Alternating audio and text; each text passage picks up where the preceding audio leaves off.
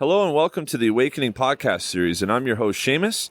And for some of you, I'm going to be a rather familiar voice. A lot of you probably know of me from the Drum Gab podcast that I created, and I interviewed many drummers all over the world, and I had created 100 episodes. I did that within a 2-year span. So some of you who are listening to this will know me from that. And then there will be some of you who have never heard my voice before. So I welcome you to this podcast series and thank you so much for tuning in. With everything that I've created podcast-wise, this is by far the most important work that I've stumbled across so far and have completed. And I couldn't have done it with a better person than Ned Burwell, who is the author of the book, Be Love, a book about awakening, which is what this series is based on. We actually took a deep dive into his book and found lots of questions within each chapter and spent a lot of time examining the text and just allowing our curiosity to find every little question that we may have had about the book. And this was just an amazing collaboration. I just have to say, I normally don't collaborate with other people too often. I like to work alone usually, but in this situation, I couldn't have done without Ned, so thank you so much, Ned, for everything, man. I really have a deep gratitude for you and the fact that you wrote the book for everyone to experience, including myself. If anything, I feel like him and I have made some kind of guide that at least I can look at because I think I really needed it. A little bit of backstory as to how I know Ned and a little bit about myself. I have had a lot of issues in the past with trying to maintain happiness. Now, I could also go as far to say a stable reality with my emotions and how my mind tends to race and just wander off into some pretty dark places. And that's been a big part of my life experience. A lot of my life experience day to day has been struggling to keep a good feeling. And that is this thing that I've been chasing for many years of my life. And usually ends up in a lot of frustration, a lot of skepticism, a lot of, I thought that might have been the thing. And fortunately, Be Love, when I read that book, everything I was reading was clicking with me. I felt as if it was written for me, which is something that, it's funny, this is something that Ned gets a lot of feedback about, that a lot of people feel that way. I'm not the only one. This is something that a lot of people have said to Ned, that his book feels like it was written for them. And that's because what happens when you read it is you start relating to your own life experiences within the text. And it's not so much Ned trying to convince you of something, he's just presenting stuff that is common in life. And a lot of it is relayed through Ned's own personal experience. How I know Ned, so my wife Amanda and I, we own a flower shop here in Ingersoll, Ontario. And Ned and Lisa, his wife, they own Endless Boundaries Tattoo. Now, when we first moved to Ingersoll and up until a couple of years ago, Endless Boundaries Tattoo was located in Ingersoll, Ontario, just down the street from my wife and I's flower shop. And we were looking for an apartment, and it had to be affordable, had to be close to the shop. And it just so happens that Ned and Lisa were putting up the apartment for rent above their tattoo shop. So we went and checked it out, loved the place, suited us, suited our budget. Ned and Lisa seemed like great people. And so that was that. So we lived above there for a couple of years. And over that 2-year span, we really got to know Ned and Lisa. Not like the depth that I know them now, though. I mean, this project has created such a strong bond between us. Like, I always felt like Ned had answers to the things I needed in my life. That's what I've always felt Ned was to me. So it's no wonder that we ended up working together on a project like this. But in any case, there would be times where I'd have these very difficult moments during the day. It would have even included having an argument with Amanda because, you know, the state of my mental and emotions, it wasn't good. And every time I went downstairs to talk to Ned, I remember one time in particular, it was a terrible snowstorm. It might have been January, something like that. It was in the wintertime, and all the shops were closed that day because of the snowstorm. And I went down there and I talked to Ned for almost 2 hours. And when I left, I went back upstairs and I was in this really happy state. And prior to that, I was in a miserable state. I woke up in the worst mood and I was confrontational and angry and just not good for anybody. But Ned has an energy that he can pour into whatever's in front of him. He just has that ability and that gift to just radiate so much warmth and positive energy. So I always felt very comfortable and secure around him, I suppose, for that, but also felt insecure around him. And I admitted this to him, actually, just during this process of making this project with him, that I felt like he could see through me. I sort of avoided Ned a little bit because of that, because I just felt like he could see all of my flaws, because I felt like he was so in tune with whatever was in front of him. He could see what that really was. And so I wasn't very proud of that. But fast forward a few years later, and, I'm into this podcasting thing, and I know what Ned's doing. He's doing all kinds of public speaking and stuff for his You Matter blog, and he's all invested in the mental health. Him and I actually did collaborate on a charity event together as well.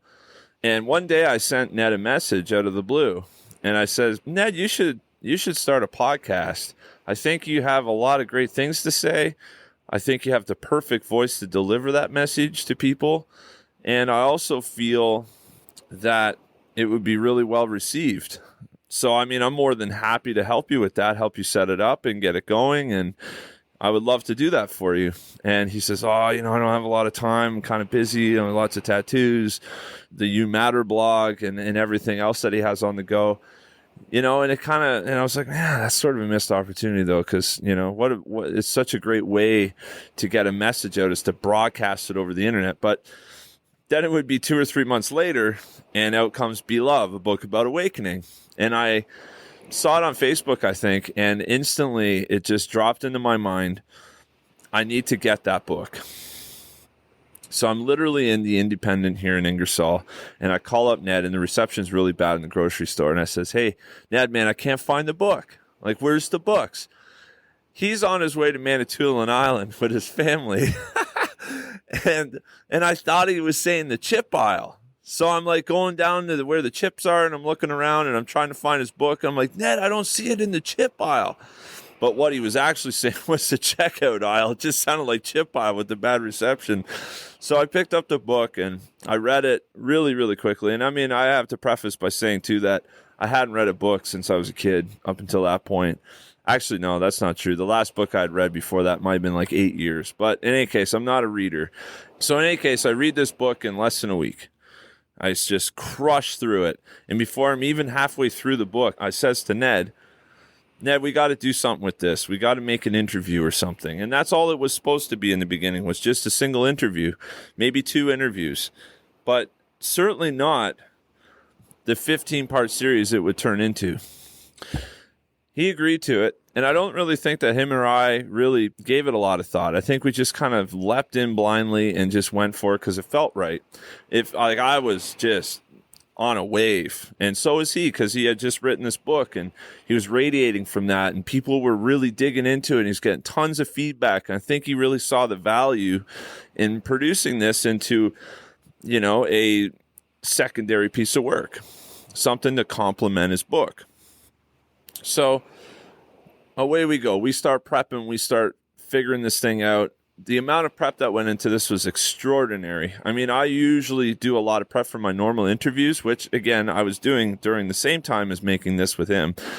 But this was on a whole other level, like examining it word for word, sentence for sentence, and finding the questions that lied within it.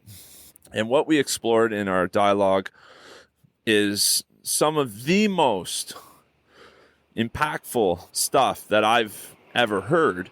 And for me, if I was just to look at this selfishly, I feel like now we've made something I can use for the rest of my life, which I know I need. I need that. And for anybody out there who feels like they need, like when you wake up and you feel down and you don't know why, and all you want to do is keep that happy thing going, and it ain't happening. Like, that's how I used to be. Then this is for you. And the thing is, too, is I trust Ned so much, and he demonstrates everything that's in this book in real life. When you meet Ned, and whoever knows Ned knows that there is no questioning that man's holiness. There is no questioning his good heart, and his positive spirit. You just can't. You cannot, and that in itself made me feel comfortable with what he wrote would be a benefit to me, because I'm looking at the effect that this has had on him, and I want that. So I really hope that you guys enjoy this series. This is just an incredible thing. I absolutely love it. Ned loves it. We're super proud of it. This is not meant to hypnotize you into something that you need to believe or anything like that. I think the best way to do this is to approach it willing and being open and just listen deeply. There's a part in this where, later on, where Ned explains a certain technique to absorb this content. And once you get to that part, if you're still with us, then you're with us for the rest of the ride, guaranteed. So just have an open mind and open heart, really take in the words, digest them slowly, and try to relate to your own life through what we're talking about.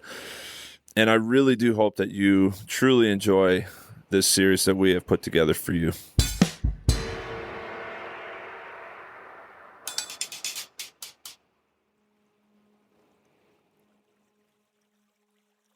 I've been through a few different things. When I was in my early 20s, I had reached a point where my anger had come to a boil, and it was just one of the most frustrating periods of my life. But there was this other thing that was going on too, and that was that I had made all the checks on my list for the things, the achievements that I wanted to do in this life. I had by my early 20s, I had a home, a vacation property. I owned a vehicle. I was married. My house was full of things that I didn't want or need, but yet I was still angry and I still wasn't happy. And for up until that point, my happiness was dependent on the next check mark on my list. So I thought when I was younger, when I get a car, I'll be happy when I have a car. Mm-hmm. But the thing about placing our happiness into a future event and into an object is that the object and the future event can't produce what we're looking for. What we're truly looking for is to be at peace. So, for instance, if you were to buy a car, the first time you drive down the road with that thing, you would feel really good the first time you drive your new car. Mm-hmm. And you may be at peace in that moment, but within a few days or a week, you're not feeling the same way about the car. And in a couple months, the car really is just another thing in your life. What created any amount of peace in that moment is that you just let go and you were actually sunk right into the moment. So this is something that this experience was coming up for me. I would make a check mark on my checklist for life, buy a house, get married, have a vacation property, like all these things, own a Harley Davidson. And yet there was no happiness. And it actually drove me into depression. I became very depressed because what else is there to life? I made all the big checks by 20. And thank goodness for me that it played out like that. I almost think it was supposed to, because it was my job in this life to wake up. I needed to wake up so that I could wake other people up. And when other people wake up, it wakes me up further. And that's sort of how it works. So I had this experience where on one of my darkest days, the depression had came to visit and just wrapped itself around me so tightly that I felt like I was suicidal. And in that moment, I distinctly remember crying out to God. Now, I'm not a religious person. And at that time in my life, I wasn't spiritual. I wasn't anything. I was a 20-year-old guy tattooing, engulfed in my ego. It was just life. It was a different scenario for me. But in that moment, I cried out to God. I needed help, and I didn't know where to turn.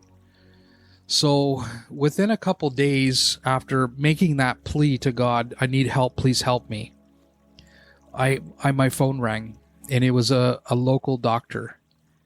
And this doctor in town, he was a chiropractor. He had been sending nice messages back from his clients. Tell your tattoo guy he did a nice job on that tattoo. And so for months, there was a little bit of a setup. For months, he was sending comments to me. So when he called, I wasn't overly surprised to hear him calling about a tattoo.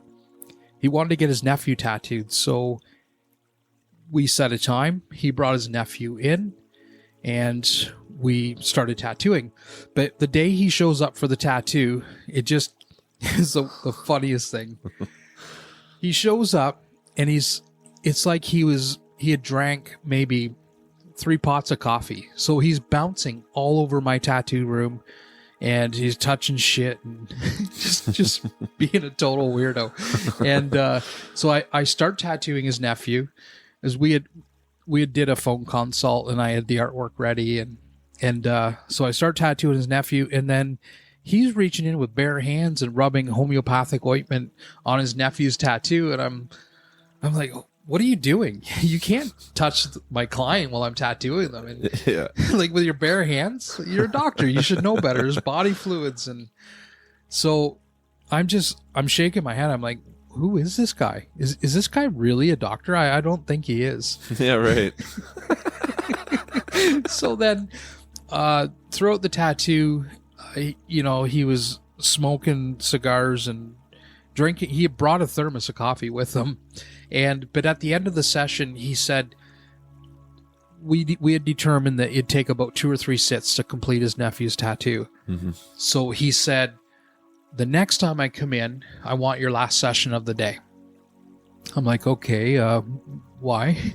And he says, well, I want you to come back to my house for some drinks after you tattoo my nephew next. And I'm thinking, okay, this should be interesting. I'd like to maybe get into your psychology a little bit, because he was a bit of a weirdo, but there was a certain allure about him. There's something that drew me into agreeing to that. So as promised, the next time we got together after the tattoo, I'm sitting in the doctor's kitchen, and he's got your typical doctor house, a beautiful house, and we're having a beer, and he looks at his nephew and he says, go get the room ready. Now, I don't know about you, but that's a little strange. Yeah, that'd raise some flags. Get the room ready. And so my mind is racing. I'm thinking to myself, the room, where's the room? What do you mean get it ready? What's there to get ready? All these thoughts are coursing through my mind, and I'm thinking, but I just suddenly go, I'm a redneck. If he tries anything, I'll make his nose touch his ear. Yeah. So I just kind of went with it. So about 15 minutes later, his nephew comes back, and he's like, the room's ready. And so again, I'm like, wow, that was a long time. So he and the doctor and his nephew lead me into the living room, and he points at the door, and he's got kind of a grin on his face, and he says, you first. Like telling you to go in first. Yeah, he's like, you first. Okay. That wouldn't make you uncomfortable, would it? That's weird. Yeah. Well, that sort of prefaced my whole friendship with the doctor. It was a very strange occurrence, but a very deep one. So, but back to the story. I say whatever. I open up the door, and all I could see was a glow of black lights. And I look, it's down into the basement. I look down the stairs. There's lava lamps, records, and CDs, and solar systems hanging off the ceiling. It was a hippie psychedelic room. Right. So I go down, and I'm looking around. I'm like, okay, this guy's harmless. He's messing with me. So that night, he and I got rip-roaring drunk. But at the climax of the evening, he had made his way across the room while talking at me violently, not violently, but he was talking at me. And then, but at the climax of the evening, he's poking me in the chest, and he's yelling, in my face, "Are you ready to die for what you believe in?" And I'm like, I push him off me. I said, "What is wrong with you? You're on glue." Like, and he starts laughing. He finds this wildly amusing that, he sort of pushed my buttons a little bit. So I push him off me. I say, "You're a weirdo." And then we both start laughing hysterically. And shortly thereafter, the night concludes. Now, where this story kind of goes a little bit dark again is about a week or so later, a couple weeks later, I'm alone and I'm with my thoughts, and there's like, just feels like a dark cloud has come back over me, and I'm feeling suicidal. I'd reached a point in my life where I wasn't happy, and I wanted to find something that was going to make me feel complete. I wanted to know my purpose, and there was just all these things that just were not working for me. So I decided to get on my motorcycle and go for a ride. And I jump on my bike, and I'm driving around the cami plant, and I'm thinking to myself, there's a brick wall at the end of the road. I'm just going to drive my bike right into that thing. So I speed up, and I'm flying at this wall. And in that moment, the doctor's words just poured into my mind. He had something. Mm-hmm. He had something for me. He said things to me that night in the hippie psychedelic room. He said things that I didn't understand. He was talking about duality, that we're androgynous, and he was talking about the nature of my soul and my spirit, all kinds of things that I knew nothing about. And in that moment, while I was speeding towards that brick wall, I knew the doctor had something for me. And I knew what I had to do. It wasn't like I thought about what I needed to do. In my heart of hearts, I knew what I had to do. I had to go to his house. So instead of hitting the brick wall, I turned the corner and drove straight to 20 Ridge Road. And I was on his porch, and I remember standing there for a moment. It was such a compromised position for me. I was 20 years old. I'm a tattoo guy. I felt like I was extra cool. And here I am crying on this man's porch, feeling like I'm not worth anything. And maybe the world would be better without me. And I really did think the world would be a better place without me. But my soul and my heart knew, push the button, ring the doorbell. And so I did. I rung the doorbell, and the doctor came to the door. Luckily, he was home. But I didn't get the response I was looking for. He looks at me, and he says, "What do you want?" I'm like, okay, this is not the response I thought I was going to get. In that moment, I looked at him, and I said, "I want what you have. I don't know what's wrong with me. I need help. Will you help me?" And when I look back at that in hindsight, that was the perfect words to say, to open up this friendship that was going to happen with the doctor and I. So he says, "Yeah, I guess you better come down. You better come in. Let's talk about that." He took me back down to the hippie psychedelic room in his basement and talks me off the ledge. And then the next thing you know, he goes into this closet that's downstairs, and he motions for me to come over. And I look into the closet. In the room, the closet is like a little room, and it's full of milk crates full of books. So we start shuffling through all these milk crates, and he digs out about a dozen books. And there's like a huge stack of books on the table. And he says, "Okay, I want you to take these books home and read them." And I'm looking at him like, at that point in my life, I'd never read an entire book. Maybe Charlotte's Web when I was in public school. Yeah. But I'm looking at this stack of books going, holy crap, that's a very large stack of books. And but he in the moment, he puts out this ultimatum. He says, if you don't read the books, don't bother coming back. Don't bother me. He says, but if you do read those books, come back and we'll talk about it and have questions. So I swooped up the big stack of books in my arms, and I as I was leaving his house, I'm thinking to myself, this is my opportunity. This is my point of awakening. This is my time. There was something about that moment of taking those books out of that man's house. Moments before, when I rung the doorbell on his porch, I was desperate. And true desperacy, and I talk about this, the whole story's in the preface of my book, but true desperacy is when nothing around you looks good, nothing ahead of you looks good, and nothing behind you looks any better. And in that moment, I was really desperate because nothing around me, ahead of me, or behind me looked good at all. So, but this, for whatever reason, this was my point of awakening, was the meeting of this doctor. And it really was the start of my awakening.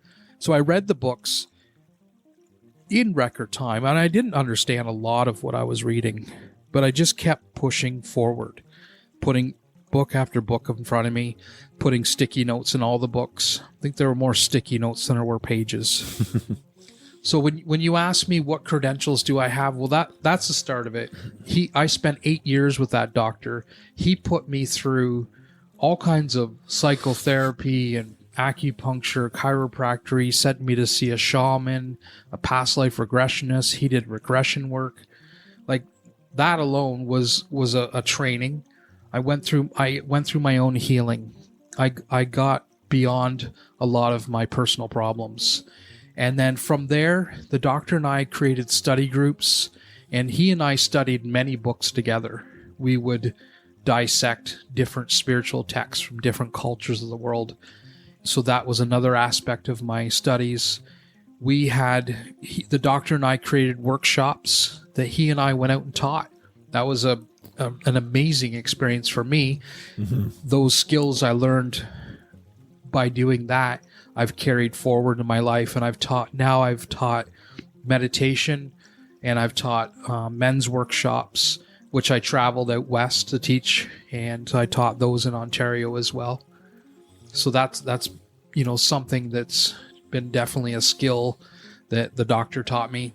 And from my experiences with the doctor, I started to look in a different direction, and I met the Ashaya monks. And so there was a period of my life where I became a monk. I was with the Ashaya monks for 8 years. Then eventually I took vows and became a monk. So if anyone's wondering, like, what is an Ashaya monk and how is that different from maybe what some people are thinking of stereotypically, we'll say? Yeah, good question, because it comes up a lot. The Ashaya monks were just a modern day monk, and there was a teacher leading the way. And their main and really only focus is meditation. So learning how to turn inward and discover the peace inside of you. Right. So that was about 8 years of my life. And some of that was, I did that while I was friends with the doctor. And I took a course on native spirituality, which was an interesting story. Maybe we'll get into that later. And after my time with the monks, I decided I was going to go back to school and take psychology. So I went to Western for a couple of years, took 2 years worth of psychology and some English programs there.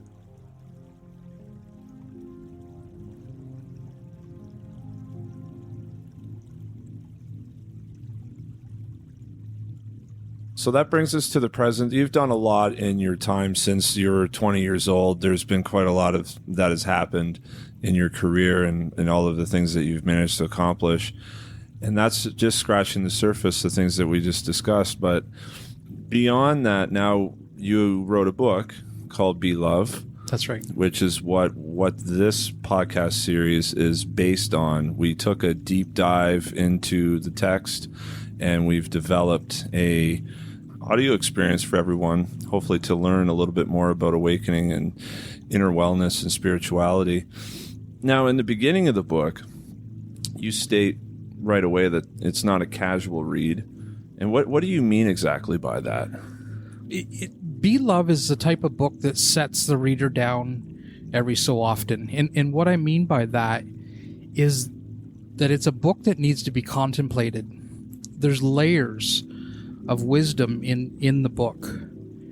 And what you'll find when you sit down and you spend a bit of time with it, that you could miss a great deal of knowledge that's packed into the paragraphs of that book. Mm-hmm. So it's not a book that you would it's not a story. It's not for entertainment. There's entertaining qualities and parts in the book, but it is the type of book that will stop you, and it'll bring up things in yourself. Yeah, and the way that we've went about preparing this interview series is by being contemplative. Mm-hmm. Well, what was your experience when you were reading it? My experience with the book, so I've read it twice. So the first time I read it rather quickly, I think I sat down in 4 different sittings. I read for maybe 3 hours each time. My first read of the book, I did notice a little bit of a change in how I approach things, my day-to-day life, because anger, while it's gotten much tamer, it's still a thing. And the book is very careful in detailing how we can better approach these sorts of things when they become a thing. That's and right. You identify with the feeling that's going to happen, and you can diffuse these things a lot better when you have the knowledge and how to do that. And there's a lot of logic in the book to point you to things that we're tangible with in our day-to-day life all the time. And it's about changing your relationship with your mind more than anything. Mm-hmm. Yeah, and so now the second read, because we had to develop questions and figure out how exactly we're going to approach this, because it's very deep subject matter. It's easy to miss certain details unless you take a really close look at it. So the second read was very much paragraph by paragraph, and then I'm contemplating to come up with questions and things that I noticed were driving my curiosities I want to know more about. And because it's safe to assume that there will be people that listen to this that are in a very similar state as myself, as we're not sure yet what this is. That there is still a lot of questions, and there's still a lot of things yet to discover with this. It's so new to me. You've lived with it for quite a long time now, and you even say to me that you're still discovering what you've written in the book, especially in the later chapters. Well, absolutely. There were parts of the book that move me as I read back through the chapters, and I learn from it myself. So it was definitely one of the deepest, most profound experiences I've had in my life. Mm-hmm. Was writing Be Love. There were so many deep pockets of wisdom that bubbled up from me, and feel I sit back and look at it, and I read parts of it, and it sits me down. Mm-hmm. It's really been quite an experience. It's my biggest accomplishment in my life thus far. That's amazing, man. And it is quite an incredible thing to read, because it's not overly wordy. You also subdivide chapters into smaller pieces that it just makes it easier to understand. There's less to contemplate all at once. I feel like you guide people at a nice pace so that it's not too overwhelming, because some of the content is deep. Well, it's all very deep, but some of it also is conceptual and difficult to wrap your head around initially. And so you need to kind of take some time. As you said, as we talked about, it's not a casual read. This isn't a fiction romance tale. This is something to use as a tool and a resource to hopefully give yourself a better arsenal to deal with life, and especially if you feel that you're inherently challenged by things that, when they become difficult, you don't really know how to effectively navigate those problems. Well, it's a book about awakening, and not my awakening. I have had my awakening, and I continue to have awakenings, and that's so. This book is more about your awakening, about reading it and then becoming empowered. It's not a book that I wanted to fill your mind up full of concepts. I don't want or need you to believe anything that I have to say. I want you to come to know who you are on a soul level. I want the reader to become empowered so that they're not looking towards anything other than themselves to be fit for the world. So just to wrap this up real quick before we move on, I think it's important to state as well to the listeners that I myself am not, and never really considered myself, a religious thinker. I didn't grow up in that type of household. And so from face value, if I were to approach this book, it may seem like something that I may not be able to get down with. But then you realize really, really quickly that it's grounded in logic. When you read it, you bring up so many examples, like when we get into the mind here in a moment, that you read the text and then you think to yourself, that is what happens.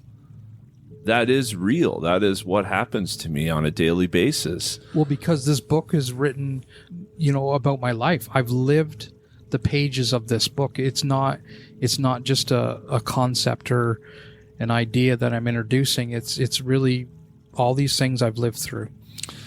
So in the preface, we have to discuss a couple of things before we get into the first part, which is about the mind. And in our world today, there is quite a emphasis on positive thinking. And I think we need to demystify that a little bit. What is your take on whether positive thinking is actually important for us as people? I think it depends on where we're at. If you're in a place where you're feeling suicidal, positive thinking is a really good thing and necessary in that moment to grab anything that will pull you out of the well. As a tool to awaken, it doesn't have enough juice to deliver us to peace. Positive thinking alone doesn't have the power to actually make a positive change in our life. What I found is that when I first started to kind of wake up and realize there's something more to life, I thought, okay, I need to be more positive. And where that stemmed from was that the Ashaya monks told me that a great deal of our thoughts, say about 80% are negative. So I thought, okay, I'm just going to repave all the roads in my mind with better, nicer thoughts.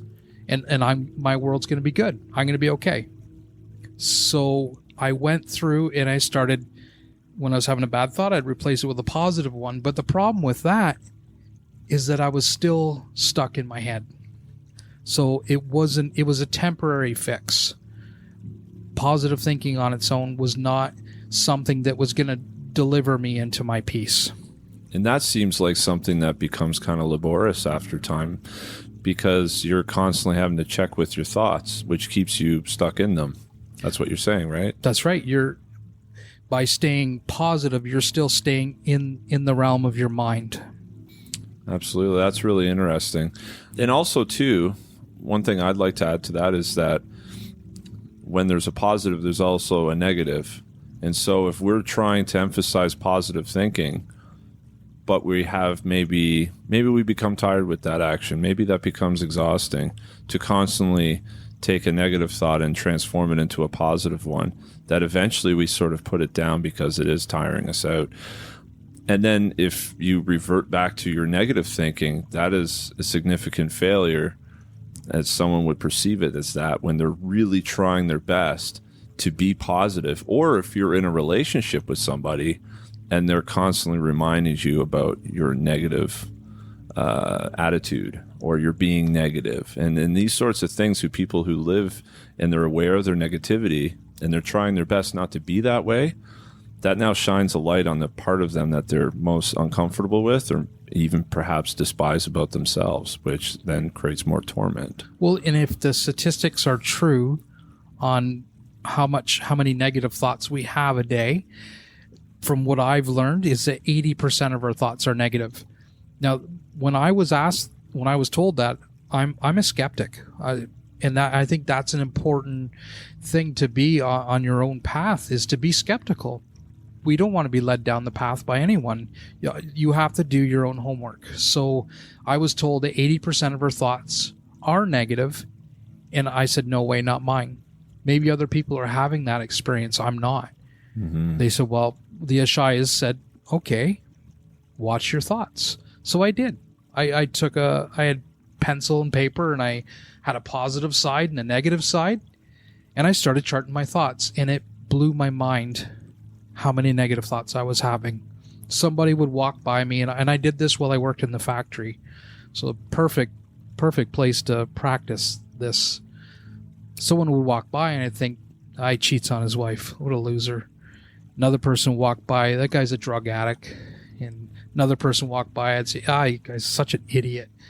And these thoughts were just popping in my head, and I couldn't believe the content and the quality of the thoughts in my mind.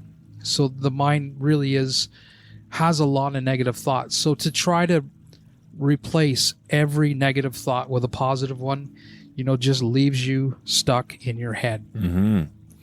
Now, this is a close conversation to having a positive attitude or thinking positively, but there's also a lot of emphasis on being happy. Mm. And what's your thoughts on that? I don't think that life is about being happy. I think that happiness is something that arises in certain moments of our life. Like, I don't think we're meant to be turned on to being happy all the time. Mm-hmm. Can you imagine if somebody was just walking around with a smile pasted over their face, and somebody's dog gets run over? To be authentic with the moment you're in, we need all the range of emotions, and it's good to have access to them. But there is an emphasis on I want to be happy, and people believe that their happiness is going to lead them to peace. But happiness is actually just an emotion, and peace is a solid and stable reality. So you can't find peace in an emotion. And that's what people are searching for. They're searching for their peace in an emotion, and they're not going to find it. They're not going to find their peace in happiness. Where your peace actually starts to arise is from living your purpose. Mm-hmm. So I don't care so much about being happy. I want to be purposeful. And happiness is a byproduct of living a purposeful life. So it's not about, just walking around with being happy. So I think it's fair to say that a lot of this book is to educate you about some of the things that are happening autonomously within you that you may not even be aware of. That is a course of habit, and just not being aware of certain things that are sort of programmed into your body. Like we're talking about your thoughts. Like I've heard of things as well that 90% of the things that we do, your mind is working autonomously. We're not actually making conscious decisions. And so you got to wonder, like, is your body just on autopilot and your mind's just kind of taking over? So I think what we want to do today with this is to educate people more about the realities of what's actually happening, give them tools, give the listeners tools to better deal with some of the situations in life, some of the things that are going to come up. Like you said, finding peace is not through an emotion like being happy all the time. There's going to be sad times in life. Now, how do we deal with that? And this is sort of a time in life where I feel, especially with some youth, have less coping skills and less tools available to them to deal with some of these traumas that can happen in our lives. So I'm really excited to get into this with you. And I think the dialogue that's going to happen throughout this series is going to be of great value to our listeners to help them stabilize and ground a more peaceful experience with their life, and to maybe help their children ground and stabilize a more peaceful experience in their lives as well.